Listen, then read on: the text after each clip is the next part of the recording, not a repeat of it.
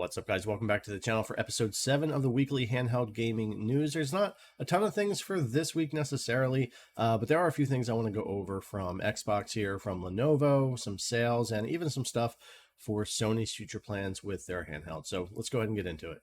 Now, remember, we've had that Xbox Ally handheld announcement everyone's been talking about for the past couple of weeks with their partnership with ROG, and that's bringing us a more budget-minded white model that's at Z2A or Steam Deck kind of range. But the more exciting thing is the Ally X model, that black model with the AMD AI Z2 Extreme. So definitely something I'm looking forward to getting my hands on. But then we also got an announcement from them with their partnership, kind of more with AMD, them committing more to multi-year work with AMD and kind of the stuff they need to do for their next generation consoles, their handhelds, cloud. It's basically an all-encompassing kind of partnership. Now, Xbox has already been using AMD for all this stuff anyway, but I think this just kind of more aligns with what they've been doing here recently, where I think they're going to more be leveraging companies like ROG, Lenovo, MSI, AMD, to do more all the heavy lifting on the hardware side of things, while they really kind of shift their focus to the software side, because as we know, they're working on that Xbox full screen experience, trying to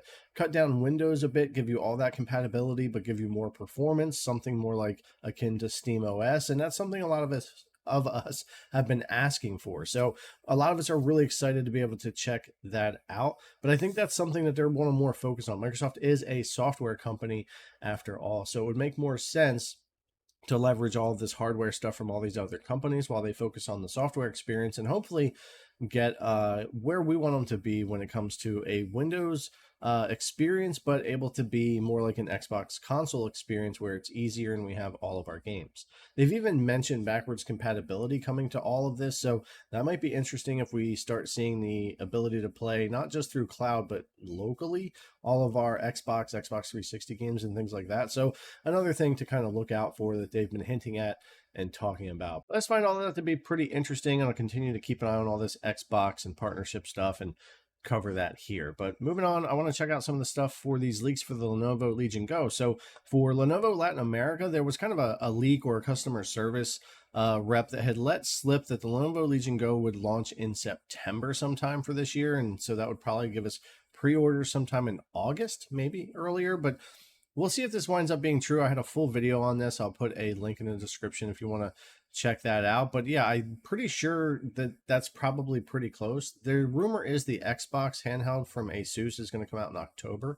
We're looking at the Legion Go coming out sometime between September and November. So September could make sense there. And then MSI claims that their AMD model, their Z2 Extreme, will come out this year as well, before or by December. So we're looking at probably 3 new Z2 Extreme devices all between September and December this year to check out, which is going to be exciting, but also very busy and kind of interesting to see everybody's take on the Z2 Extreme and the different designs that are going to come, because these 3 handhelds are very different from their design, their form factor, from the Legion Go 2 to the way the Xbox handheld looks, and then into the MSI Claw, which has its own design. We covered that here as well, but all sporting Z2 Extreme. So it'll be interesting to see how all that happens. I'll continue to cover this, and we'll watch for pre-orders to go live. Now, continuing on with the Legion Go, though, it has seen quite a sale in the past couple of days, and it might be worth taking a look at. But on Amazon so far, they're at $499, so $200 off for the 512 gigabyte SSD model here. And of course, we can officially install SteamOS on here. So whether you want to use Windows or whether you want to use SteamOS, this is a great deal if you want to get a hold of a Z1 Extreme device. I've also seen that in some areas, the ROG Ally is going on sale for around $450 for their Z1 Extreme device. So if either one of those happens to be something that you've been looking for, with these new devices coming up, I think we'll probably see a lot more sales. And if you're looking to grab up what we would call now maybe like a last gen device like a Z1 Extreme, it might be a good time to do that. I also noticed over on Best Buy that the ROG Xbox Ally and ROG Xbox Ally X page is up, and you can put in your email, sign up for the notifications. You know how they usually do over there. We'll usually see the pre-orders pop up well before we get that email notification, but I just thought it was interesting. They got their page up here and just the trailer so far, and pretty typical for them, but nice to see here. I'll be looking forward to pre-ordering and getting through Best Buy here. It's easier for me locally to get all this stuff when it's available on Best Buy. So just wanted to point that out here for this week. Okay, and the last thing I want to look at was there's a couple articles that kind of popped up today talking about Sony's plans for their future PS5 Pro type portable. So I thought I would take a look at this, and I haven't really read any of these yet, so we'll take a look here and see what they're saying. So it's these Sony plans will shock gamers. A portable PS5 Pro set to rival Nintendo's next-gen console in a gaming revolution. Sony is reportedly preparing to re-enter the portable gaming market with a powerful new console that could rival the capabilities of the PS5 Pro, aiming to set a new standard in the competition against Microsoft and Nintendo's upcoming device. Now, I have no doubt that the next generation, where we get PS5, or I mean PS6, that we could see a handheld from Sony as well. Everybody's kind of going this way. Handheld gaming's always been big, but it's continuing to grow, especially with handheld PCs, the continued success of Switch, and all of that. I am questioning, though, the power of a PS5 Pro being available within the next 1 to 3 years as a handheld, though. So we'll have to kind of keep an eye on that and see how that goes. But continuing on here, in the ever-evolving landscape of gaming, a new contender is rumored to be on the horizon that could potentially reshape the portable gaming market. According to a trusted insider, Sony is reportedly working on a groundbreaking portable gaming console set to rival the capabilities of the PS5 Pro. Unlike the PlayStation Portal, which is primarily a streaming accessory, this new device promises to be a standalone powerhouse equipped with cutting-edge technology and boasting features that could challenge both Microsoft and Nintendo. This development is poised to generate significant buzz among gaming enthusiasts. Sony's rumored new console is not just another entry into the portable gaming market, it's a statement. With Microsoft recently confirming that development of a portable Xbox, the competition is heating up. However, initial details about Microsoft's device suggest it may fall short of current industry standards, particularly in terms of display quality.